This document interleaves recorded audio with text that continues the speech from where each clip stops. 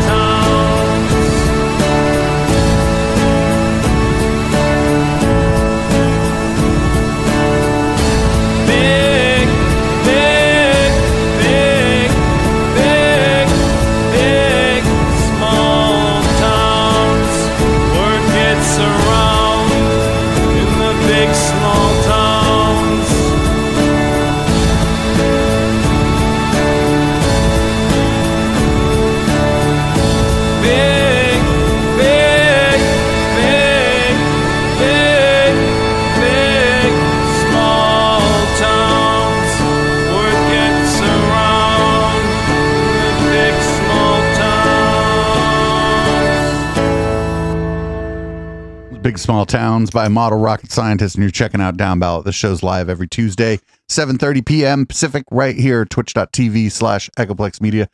Followed up immediately by Downballot, or by Local Love at 9 p.m. Pacific every Tuesday here on Twitch. It looks like this week we do have some internet. We weren't able to broadcast last week because we had internet problems, but this week now we don't have internet problems. What's going on, Councilman? Nada mucho. Dave, you got that fiber yet? I don't, but why is there two of you? There's two audio-wise? Yeah. That's disturbing. That is. Let me see. I thought I figured all this shit out. No, that's me. Now there's one of you. Okay, beautiful. There's a system in here that's not Jack. It's called Pulse Audio, and if there's ever anything wrong, it's probably Pulse Audio. Nice. All right. Oh wow. Look, I'm sorry. I'm following all these amazing chats already. Anyway, welcome to the show, everyone. This is Downballot. We do this every Tuesday night, 7:30 live, and then of course the podcast version, which we definitely encourage you to download and share with your friends.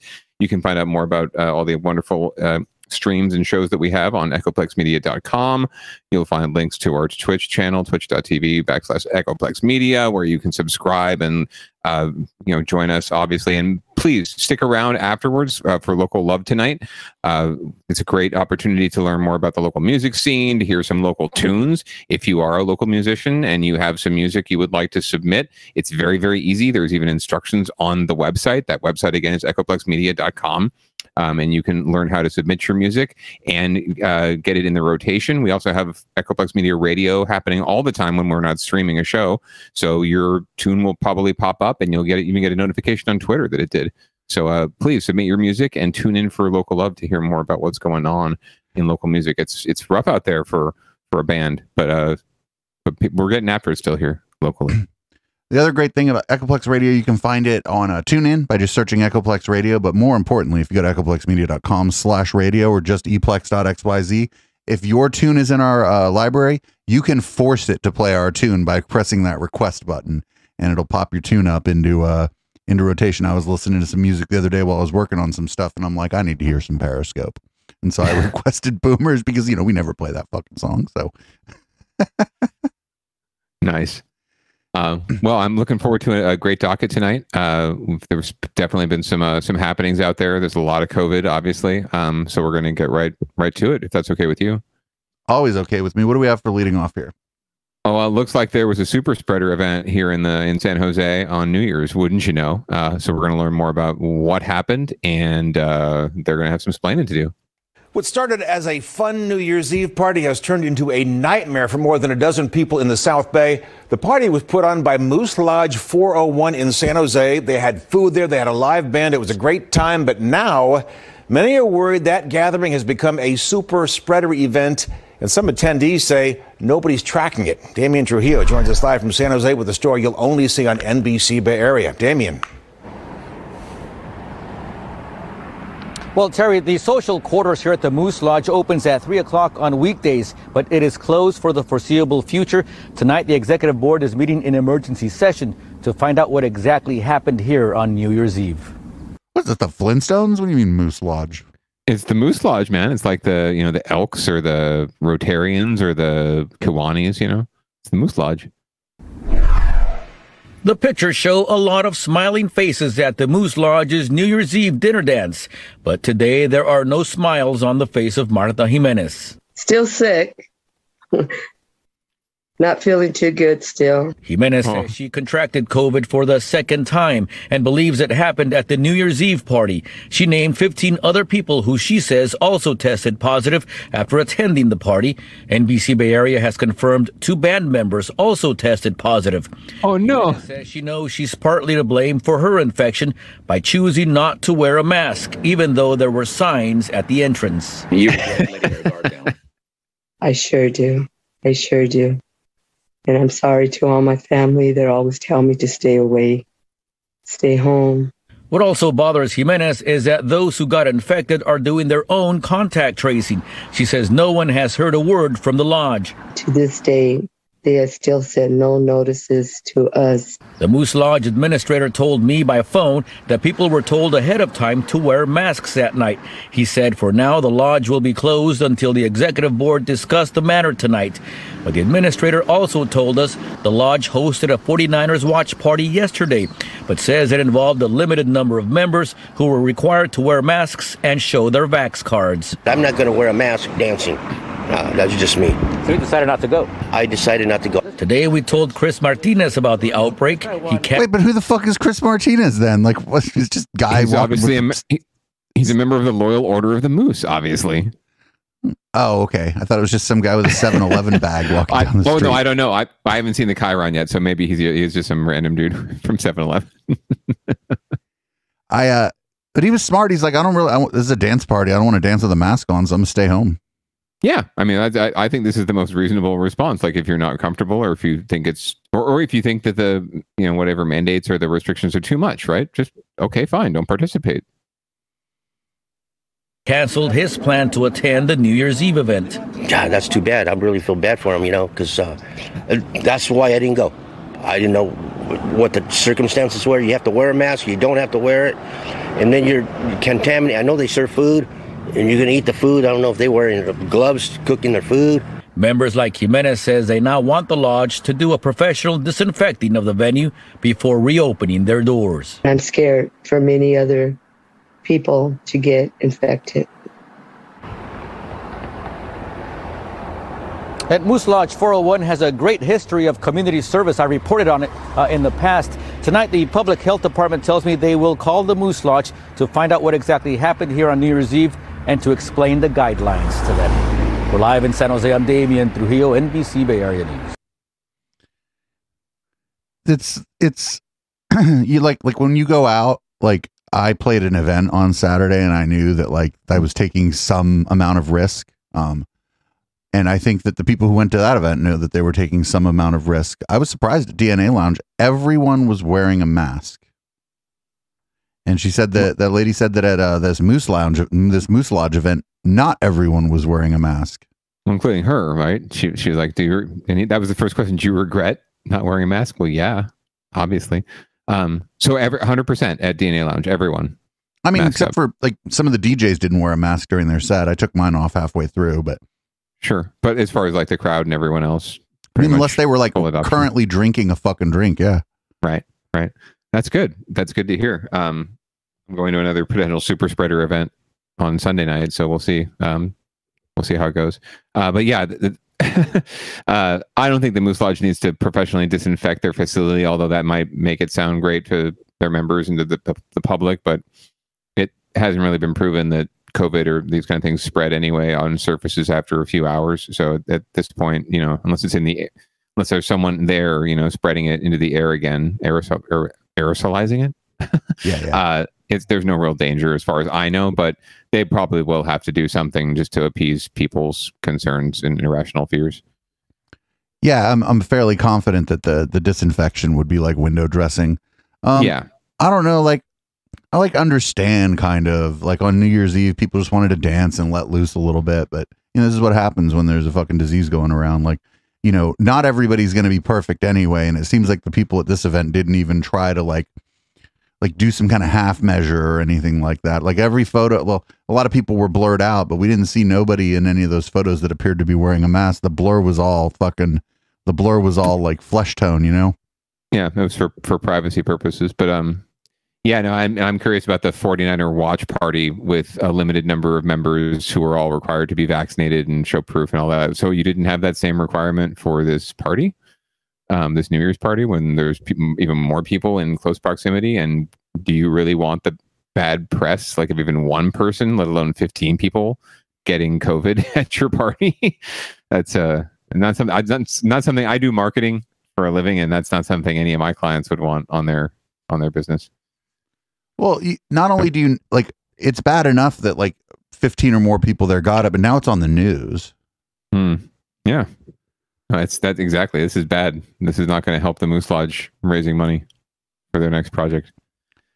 You know what I bet though? I bet that there's some house party up in the Los Gatos Hills where way more people contracted Omicron, and the news ain't going to report on that shit.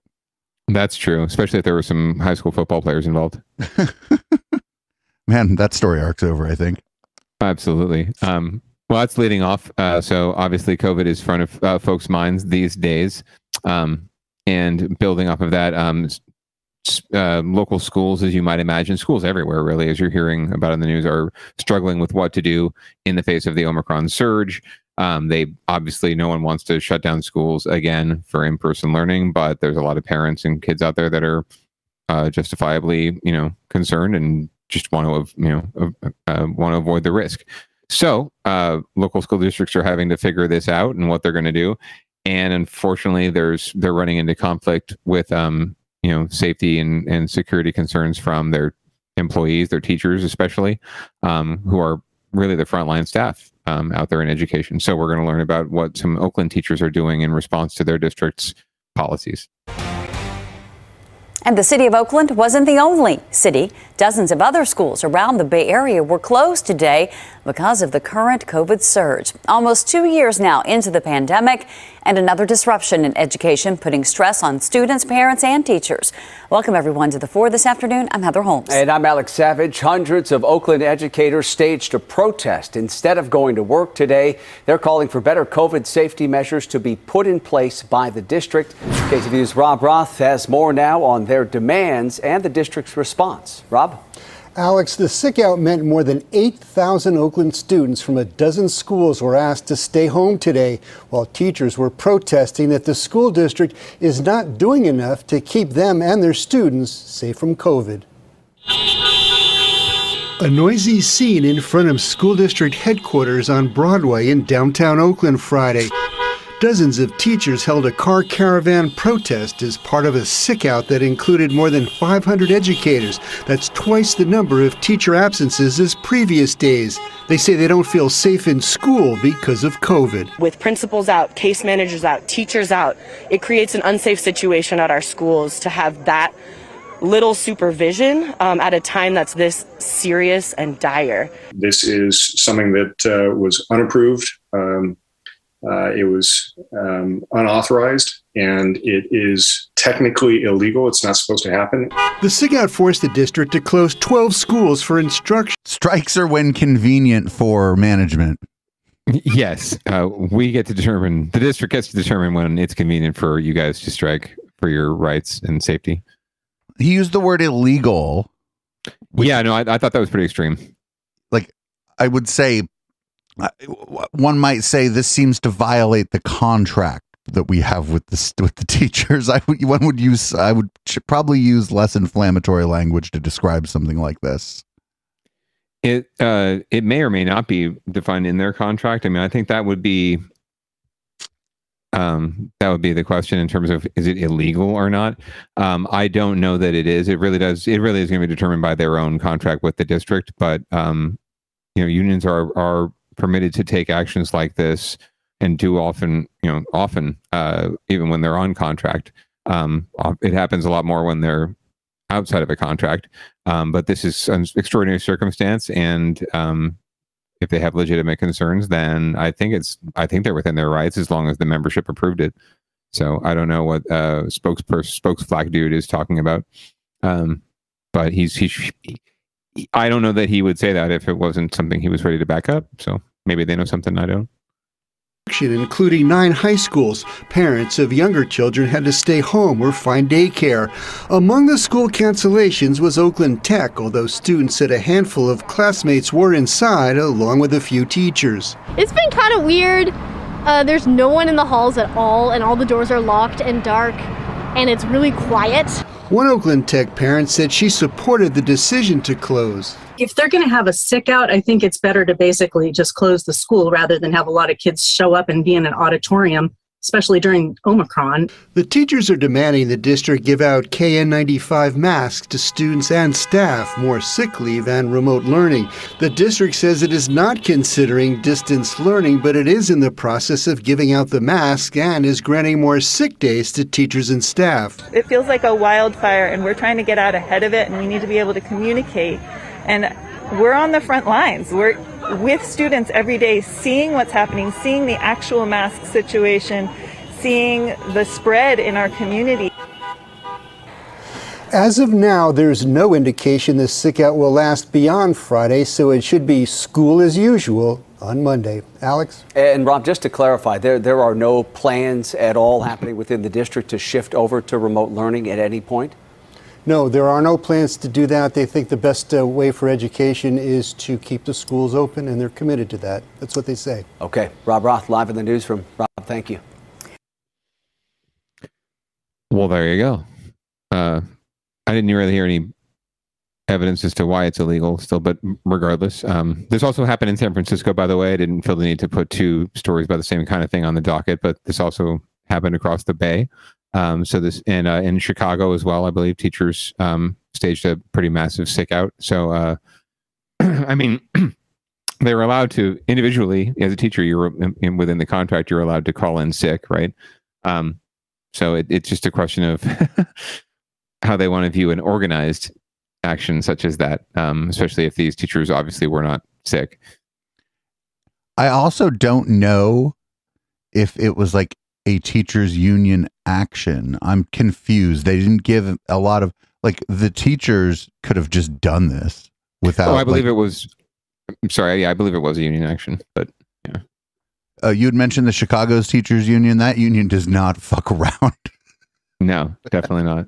And that's a whole separate scenario where the city actually runs the schools as well as the city. So the mayor is the ultimate, authority when it comes to the schools, even as well, which has its own problems. I just don't know what the fuck we're supposed to do at this point. Like, this particular virus seems to be less deadly, but we saw numbers last week when we did our makeup show that showed like 10% of people who got it, or according to the numbers we were able to, that people were able to gather, 10% of the people who tested positive somewhere all went to the hospital. And so it's like, what the fuck do we do? Do we just start? I say we just start building hospitals. I mean, fuck, like what? It might be a freaking good idea. I mean, this is something that, came up. That's something that has been raised for years, frankly. And we've had to go through, like, we passed a bond measure 14 years ago here in Santa Clara County. You're familiar with Valley Medical Center, right? On Bascom and Moore Park. All that work that's been done over there in the past, and new buildings in the past few years were all part of a bond that we passed, 14 years ago. So we're way behind in terms of getting ready for this kind of thing. We're also way behind. Speaking of, who this affects the most, our senior population, our aging population. We have a huge, boomer generation now that's coming online on Medicare, like people like my mom, right? And we're going to have a huge need for places to treat them and care for them and serve them in their elder years. And we just don't have the capacity right now. So we're in really bad shape. And if all of them started getting the COVID, they're not going to have much luck, I imagine, with it. So we're in a really bad space. Well, and we're in Santa Clara County too. Like, we're in a better space than a lot of people. That hospital 100%. Is like world fucking class. Oh, it is. Yeah. And we're also 83%, vaccinated as a county. So we're like in a better place than a lot of people are, but there's other places where it's, I think like if things go the way that the first wave kind of went, it's going to be another case again where people who are in maybe not necessarily rural areas, but like less dense, smaller cities where they don't have this massive capacity, that's where we're going to see a lot of problems with capacity. And people, some you live in a rural area, and then the next town over is, or the next county over is where the hospital is. Well, now you're not a resident of that county, but you're there at the hospital, and so like you weren't factored into the capacity of the hospital in the first place. But what county you live in, maybe there isn't an appropriate place for you to go, and so it's a big mess. And I mean, I was kind of kidding, but like, why don't we just build a bunch of hospitals right now? No, I think it's not a bad idea. In fact, even in our own county, VMC is the only level between like Gilroy, right? It's the southern part of our county, and Palo Alto, where Stanford Medical Hospital is, right? In the northern part of the county, extreme northern part. There is only one trauma center, level 1 trauma center, and that's at VMC. So even folks from Gilroy, they're having to come up here to get their care if they're in really bad shape. So it's vital that we get more healthcare online in general. The good news is, I suppose if there is a proposal in the legislature right now for healthcare for all, like a single payer system for California, a Medicare system for everyone. If that were to happen and we were all enrolled in this plan, there would be a lot more revenue there to create more access, right, and more hospitals and build more hospitals. Whereas you've got a for-profit system right now we're all paying into in terms of health insurance and medical, and they don't necessarily feel the need to build new hospitals, right? They like their profits. Whereas if we had a government-run system, it would almost be obligated to be revenue neutral. So they would have to reinvest the money. So I think you'd see a lot more healthcare options if we had more universal healthcare insurance. Yeah, Gavin had brought up that he would like to see universal health care here in the state of California, and I think I think it's state being an economic powerhouse. We make the fucking rich people pay for it because they'll get it too. They'll be fine. And the other thing is, like, a lot of these people we call rich people, they're worth, 10, 12, $15 million. They run a medium-sized business. Taking that fucking healthcare off of their hands is one of their responsibilities. They don't understand what a deliverance that would be for their like soul crushing corporate entity. Anyone who's run a small business though, or a nonprofit even, would know, even nonprofits have to pay their staff and give them benefits.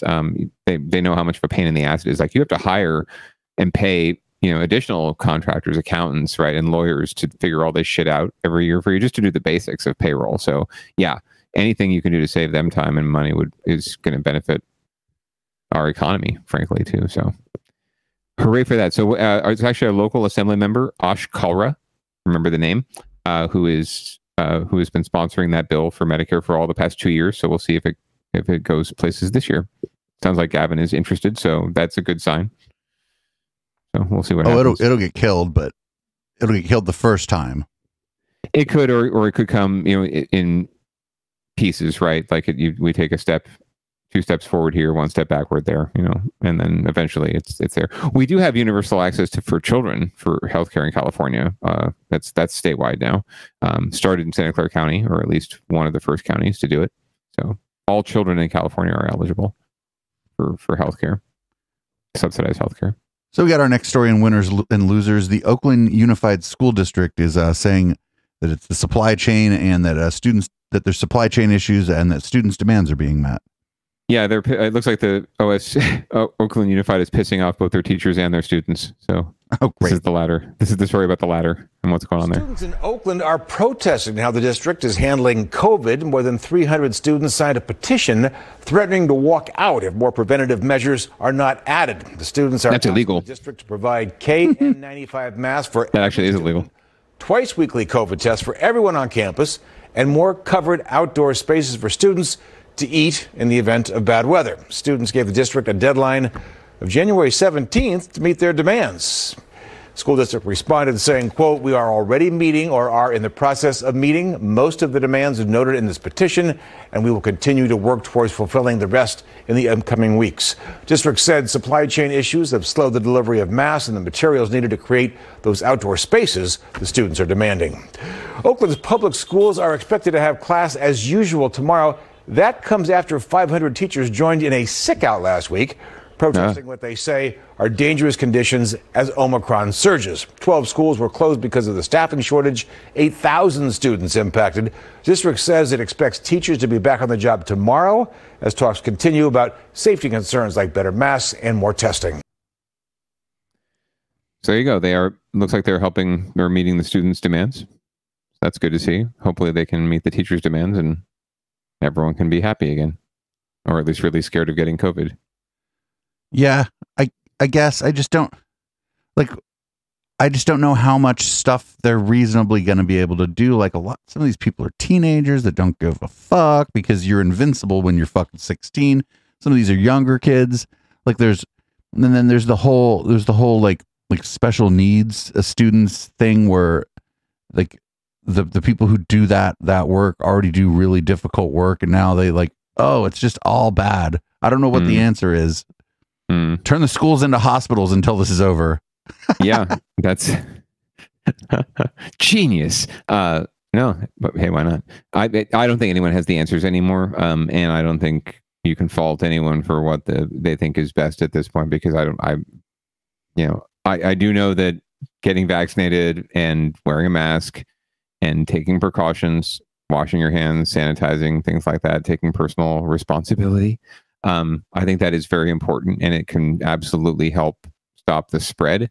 But I have, I don't know that anyone has the definitive answer on anything else other than that. So if we can do those basic things, I leave it up to anyone to figure out what they want to do in terms of school. I used to say that, parents get a little antsy when there's a fire nearby and there's smoke in the air, right? Wildfires nearby, and they get antsy when one kid gets norovirus, which is the vomiting and diarrhea, or even just lice, right? And those cause a lot of concern.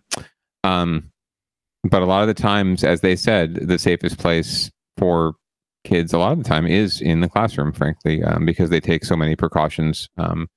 They might have better ventilation in the classroom than they're ever going to have at home. They might have better access to clean, safe food than they might have at home, right? Who knows what the situation is. So at least there's that. And as long as we can figure out a way to protect our teachers and our frontline staff, I should be able to work out doing the school thing. We're still doing the school thing in San Jose Unified, right near the Good Wife and I. It's still just business as usual, it looks like. So we shall see. Yeah, we'll see. I don't know this. We will. This is, San Jose is a different city than Oakland. So this is also true. So moving on, trying to get away a little bit from, well, not entirely from COVID. This is COVID adjacent. Lately, San Jose has had a policy in the city of shutting down some business streets, especially with a lot of restaurants in the area, to offer more outdoor seating and allow people to circulate and pedestrians to come through and share commerce more during the COVID. Unfortunately, there's been a weird confluence of timing in that these policies were sort of set to expire on some streets, right around the time now we're having a surge, and it would be great to have more spaces outdoors. So there's a little bit of put back and forth in the community about that, and we're going to learn more about it here. Barrels being moved mark the end of the good ship El Dorado 55. For 55 South Bar and Lounge in downtown San Jose. Wait, they're like, here, let's put cars back on Post Street? Nobody drove down Post Street. What are they doing? Yes, you're right.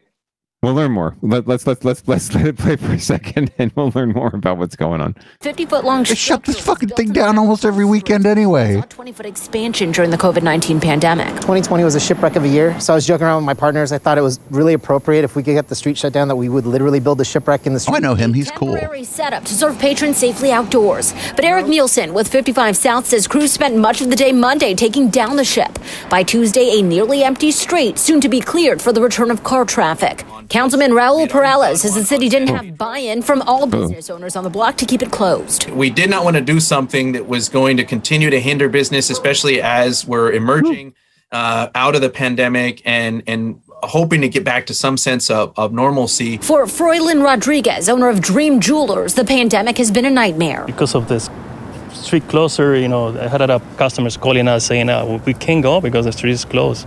We don't know where to park. Since 1996, he's depended on both foot and car traffic here along Post Street. Still, some patrons and business owners say because of where we are in this pandemic, timing is making this decision tough. Some of the businesses, have good reasons for wanting cars back, and I definitely want to respect that. But, with Omicron surging, it's really a big punch for the bars and the restaurants on this street. We're told there's hope for the potential of a hybrid street closure in the future. For now, it's about keeping small businesses afloat. If we're decent neighbors, the only thing we can do is try to be equitable, try to make sure that they survive, right? Rising tide raises all boats, so hopefully we're one of those boats. In downtown San Jose, I'm Amanda Del Castillo, ABC 7 News. Yeah, just another great example of city bureaucracy getting in the way of a good time. Dude, so people first of all, Post Street is like where the little tiny miniature gay district is in downtown San Jose. It kind of starts at the corner. There is this great place called 55 South, one of my favorite spots to drink. The fucking street is not a street, it's an alley. It's like a gentrified alley. There's like a taqueria, a Chinese food place, a couple gay bars, and like cream ice cream, and like the exit to a parking garage on the other side. The jeweler, if his customers were like, I don't know how to go buy a ring from you because the street, the like fucking 800-foot street that you're on is closed down, then those people probably wouldn't have found your jewelry shop anyway.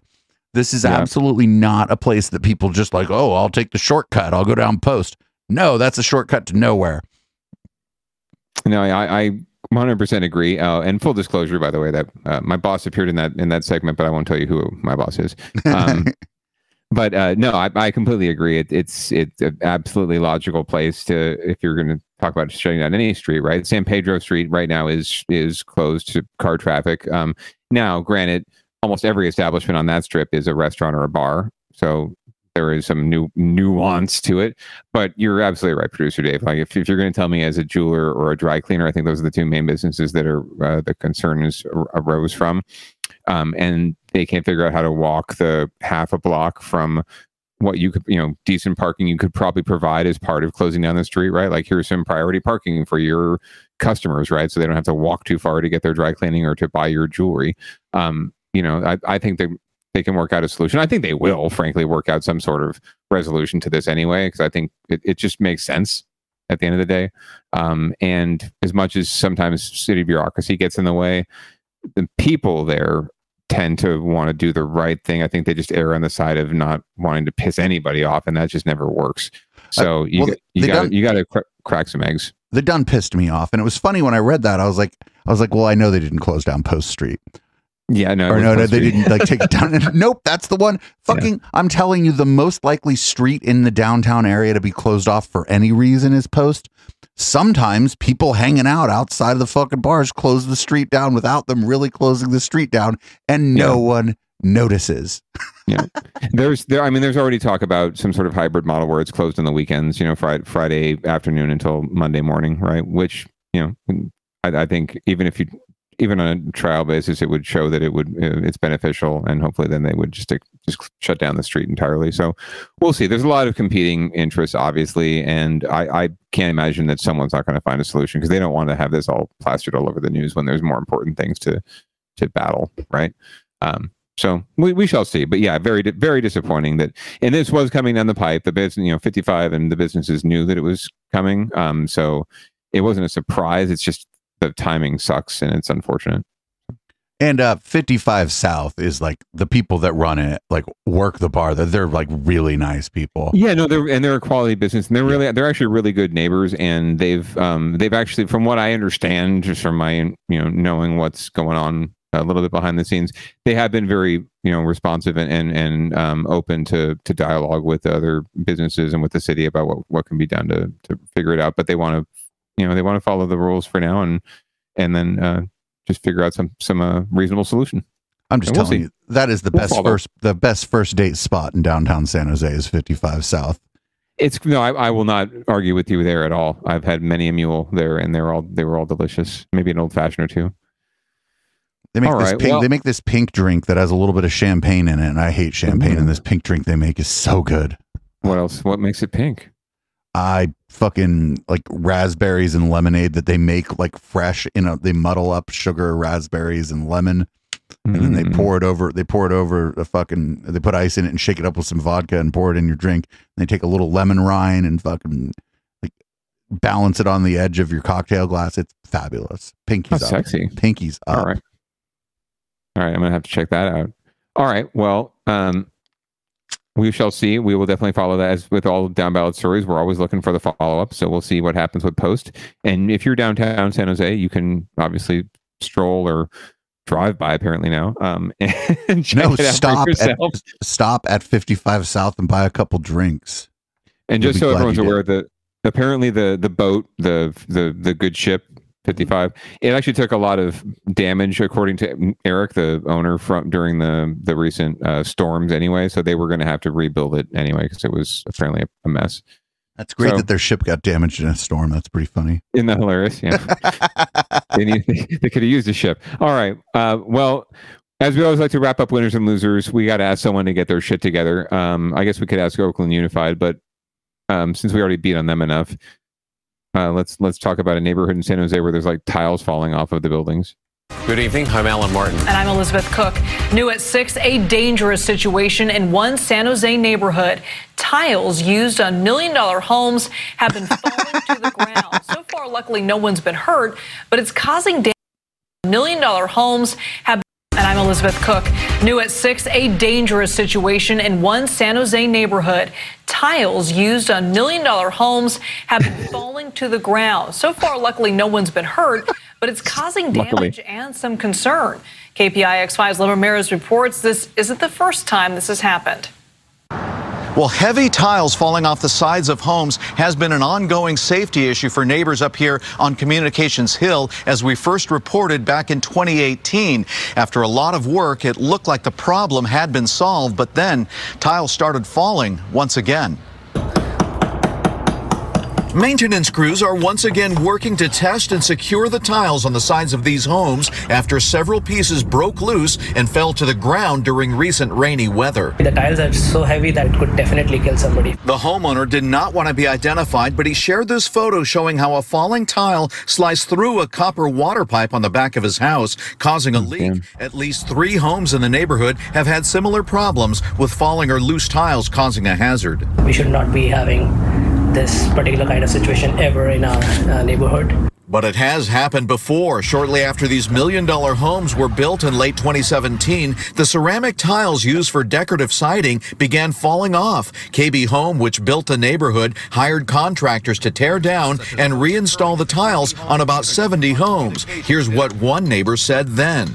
You know, people are not happy. KB Home said it's aware of the most recent problems and that, quote, KB Home is committed to the safety and satisfaction of our customers, and we appreciate their patience as we take the appropriate steps to repair the small number of homes that have been affected. The neighbor with the falling tiles says patching up the damage is just part of the solution. The tiles are really heavy, and this needs to be really checked. In San Jose, Len Ramirez, KPIX5. So yeah, buy a multi-million-dollar home, but watch out for falling tiles. Because they wanted to fucking, it was somebody decided they were going to use ceramic ones. Not like nobody was like, are these heavy? Are these the same people that built the Millennium Tower? Possibly. KB Homes is a I don't want to say reputable, but they've got a local reputation as a builder. And they worked on quite a few of those developments up on Communications Hill. This is like carpet housing for the rich and famous, I like to call it. It's sort of just it's planned it's a entirely planned community. This is that plateau in the center of basically South Central San Jose. You see it if you roll down the 87 freeway.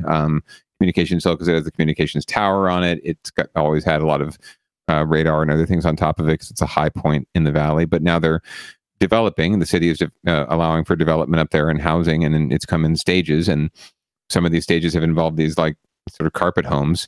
And yeah, when everything's get put up and thrown up really quickly like that, there's going to be some corners cut, more than likely, as with Millennium Tower.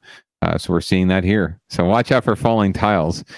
Since there's all those communications towers up there, do you think the 5G is actually knocking the tiles off, trying to kill the homeowners? It might be. I'll bet you the homeowners are going to complain about it sooner or later. Almost guaranteed. You told me you gave me cancer. I moved into this neighborhood thinking it would be free of all those cell phone towers, but you didn't tell me about the 5G. Anyway, so get your shit together, KB Homes, and build some homes that like don't fall apart and maim people. Maybe put the heavy. Maybe make sure the heaviest part of the house isn't the shell. Right before somebody gets hurt. Oh man! And if you're walking, I know a lot of people do jog up there too. By the way, they do take the steps up there and do their workouts and exercising up there. So be careful. Watch out for falling tiles. Very dangerous. Very dangerous place. Communications Hill. I mean, this is a place where there's earthquakes. What the fuck are the tiles falling off the buildings for just during some wind? I don't understand.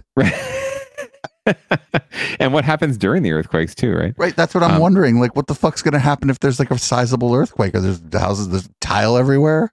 Now that I'm remembering this, I think I took a junket there when I was on a city commission, and we took a little sojourn to Communications Hill to look at this development, maybe around the time that this first tile falling incident happened. So now I feel lucky that I escaped with my life. You had no idea you were risking your life that day. Oh no, and I was thinking about buying in there too. With my big paycheck, just dropping a couple mil on a brand new 3-story carpet house. Right. You were getting like 2 to 3 million per easement. So. Oh, for show. Yeah, under the table, man. Anytime. I'll approve anyone's development for a fee. Okay, that's not true. That's called sarcasm for anyone who's observing this at the city or in law enforcement. You know me too. If you know me, you know that's sarcasm. I would never take a bribe, except I don't know, maybe like some In-N-Out or some. some Humphrey Slocum ice cream. All right. Well, shall we move along to the down ballot watch? We shall. I like that they're having like a lemonade in this right, thing here. Right. So this is a little bit of recall watch. Yeah, I'm absolutely loving the visuals in this video. So this is from I think SF Standard posted this. This is your Tenderloin supervisor, producer Dave, Matt Haney, with the lemonade right there. He's running for state assembly.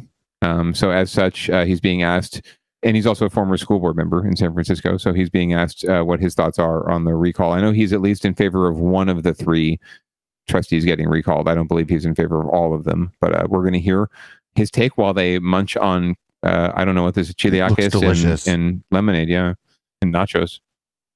Your big pitch is I can get results. And so let's go back to, some of the work that you've done to date. So you were on the Board of Education a few years ago. Obviously, quite a bit has gone down with that board since then. But here's just one example.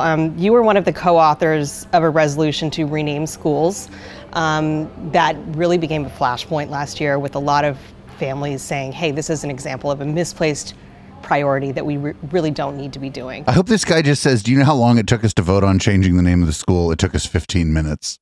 Right. Knowing what we know today, would you still make such a resolution?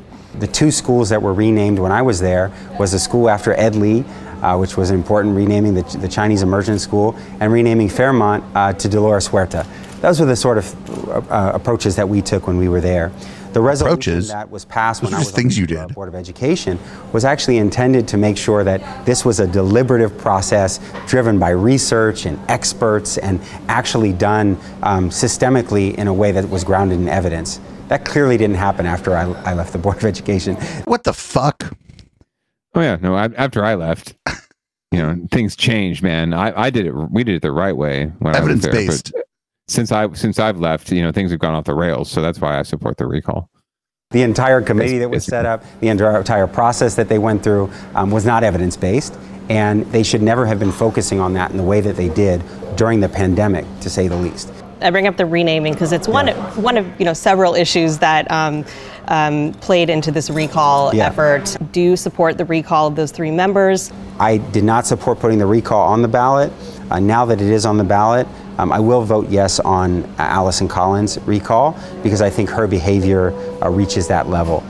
Not only the really awful racist statements that she made, but a lack of a real apology to the Asian community. And then to turn around and sue your own school district and your colleagues for $87 million as a part of the governing board of that district that is financially strapped, and you think that you should take $87 million out of the pockets of students and educators and put it in your own pocket, I think rises to that level of somebody who should not continue to serve. And on the other two, I won't support the recall, but I do think that we have an important conversation in November about who should be leading the school district moving forward. Do you support stricter state oversight of the school districts? I think that the state does have the whole budget. If the school district doesn't have an adequate level of financial, cushion or reserves, that they will intervene and have some level of either support and oversight, and that's happening right now in SFUSD, and I think that's appropriate. So yes, they need to make tough choices around the finances, but austerity in our schools, meaning we slash staff, we slash the limited resources that they have, is something I would absolutely fight against if I'm sent to Sacramento, and I would work to get them the resources they need. Yeah, it's like the state only has, authority over the budget or the budget allocation for your school district. So they don't really have a whole lot of power or say in this conversation. I'm going to be pretty straight up and say I don't trust that guy. Yeah, I can't say that I haven't known him for a while and that I didn't want to count him as a acquaintance, if not a friendly face. But yeah, he's definitely become a politician. I knew him before he was a politician, so I guess I'm a little biased. But yeah, no, he's very much a politician now, and he's very much trying to gain higher office. And trying to do so as a white man, which can be actually a little difficult in in the progressive Bay Area these days, and the diverse Bay Area that we have these days. So he's doing his best, I think, or what he thinks is his best to, move his needle forward or move his ball down the field. But yeah, very, very much a politician. He makes a interesting case against Ms. Collins. I think we covered her in the past. I still don't believe that recall is the way around this. I think it's just the election is coming up and the voters can make a choice about who they want to have leading the school district, like he said. So I think it's a waste of time and resources in general, recalls, period, unless there's some sort of absolute illegality or crime happening, or crimes. Well, I mean, to be fair, if the school board member gets arrested, they can't very well serve on the school board. So I don't even think you should have to recall them at that. You know what I mean? Like if they're sentenced to something and they're going to be in jail for prison for a couple of years, maybe you go, oh, well, we're going to need to replace you anyway. There's no recall necessary there. Some form of technicality or something. Maybe there's some way that could happen, right? And then, but they still are on the board, and you have to figure out a way to, the board can't vote them off or something. I don't know, off the island. So yeah, it would take some extreme circumstances. I just don't see why the option exists in the first place. It's basically like saying, oh, well, we fucked up. Well, yeah, we fucked up. I mean, could we recall Trump? That would have been great. I think a lot of us would have recalled him. I think it would have happened, frankly, if we had the power to recall the president. That would have happened in 2017, more than likely. So I just, I don't understand the waste and the time and all the energy we're spending when people could be spending it having a positive campaign about, okay, I'm going to run for school board, and this is why I would do something different than these people. Not these people don't know what they're doing, but I know best. So anyway, we shall see. Again, that comes up in February the 15th is the election. So stay tuned. We're less than a month away, or almost a month away. And then also on Down Ballot Watch, this is proving that we do follow up on stories other than Millennium Tower. But San Francisco has had a lot of problems lately, and one of them was obviously a recent scandal in the Public Works Department with people skimming off the top. And here's just a quick hit on a development in that story. Another big story in San Francisco tonight. It's official, a plea deal in that widespread public corruption scandal that we've been following and reporting on for the last couple of years. Prosecutors say the lead figure, you see him here, Mohammed Nuru, pleaded guilty today to a federal fraud charge. Nuru is the former head of San Francisco's Public Works Department. Prosecutors say he admitted to a staggering amount of corruption that includes getting thousands of dollars in cash, travel, and other perks. It was all in exchange for providing inside information on city contracts and city bidding. A sentence hearing is scheduled for May. Thousands of dollars.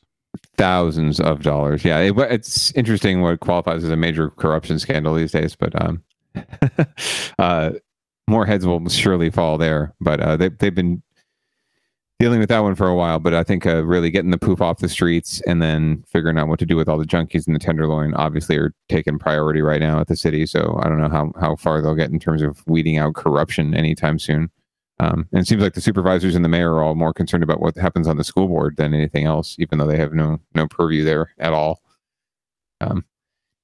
Anyway, but coming up soon, I just want to give a quick plug for next week's episode of Down Ballot. Sounds like we're going to take a trip up to old Shasta County, producer Dave. Oh yeah, it's it's getting fun up there. It's people, a media wench knows some people up there, and I've ended up getting to know some of the people up there. And we're going to take a trip up to Shasta County. They're having all kind of problem with their board of supervisors. They just elected a new head of the board of supervisors, and the meeting on the 4th went a little potato. And there's going to be a meeting on the, what'll that be? The 18th. I think that's the right date. It'll be the 18th. And that's going to also go a bit potato. And we're going to go over some of the stuff around that and check out some local news stories from up there next week.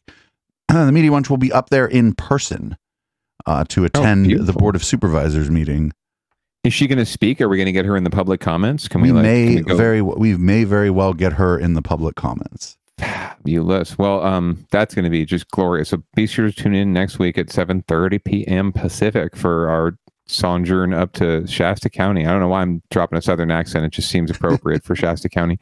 And by the way, speaking of meetings going potato right now, the good wife is actually live texting me from San Jose City Council, where they're considering some charter review amendments and whether or not to let undocumented residents vote in municipal elections. And needless to say, we're finding out which council members are racist. Oh no! And news and update, hint, hint, more than one. So we shall learn more about that in the coming weeks, and I'm sure we can pull up some commentary from the meeting on a future down ballot. Anyway, well, another thing before we go. Unfortunately, this is a sadder story.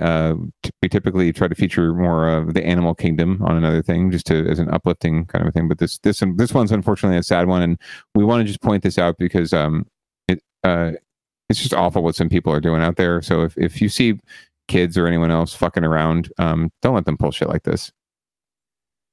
A hawk in the Santa Cruz Mountains had to be put down after wildlife officials found it shot by an arrow. We want to warn viewers, you may find these pictures disturbing. If you take a look at this photo, you can see the hawk standing in the middle of the street with an arrow going through its leg. This happened near the Felton area. Wildlife officials say the wound was infected and beyond treatment, so the hawk had to be euthanized. Fish and Game has been alerted about this case. Great. Thanks for making everybody cry, Councilman. I know, man. I'm sorry. Maybe we should quickly find some sort of happy, or maybe a happy song. Do you have a happy song we can play? I have a good song we can play. And I think in the break between this and Local Love, I'll go ahead and check out the current goings on the evening. It's live. Yeah, it's live on the YouTubes. So yeah. It's popping off. Apparently, that's pretty spicy. Oh, Councilmember Esparza is speaking. Yeah. So it's getting pretty spicy. So that was the podcast. You want to read us out, Councilman? Yeah, absolutely. Thank you, everyone, for joining us. As always, be sure to check out this show, Down Ballot Live, at 7:30 Pacific every Tuesday night, and also in podcast form wherever you get your podcasts. Just search for Down Ballot or Echoplex Media. You are sure to find us. We absolutely encourage you to stick around tonight for Local Love, local music scene, local music, local chatter, and all sorts of hijinks. You absolutely will not be disappointed if you tune in. So stick around for that. And obviously tune in for all of the other wonderful streams. Producer Dave, if you have any others you want to plug for this week, anything special happening?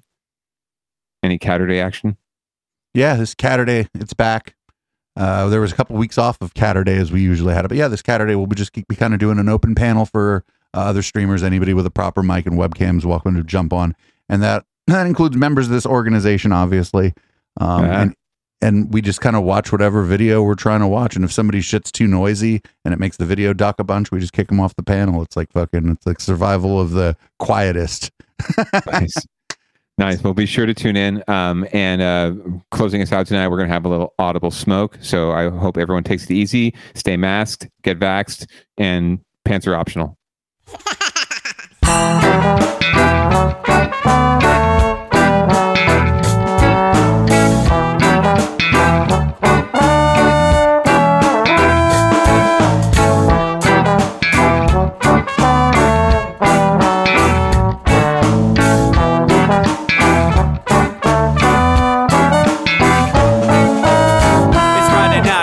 Time to get the party started. Pick up my phone just to check and see who's calling. Dress up real nice for the ladies at the bar, and I'm driving in my car just to get to where they are.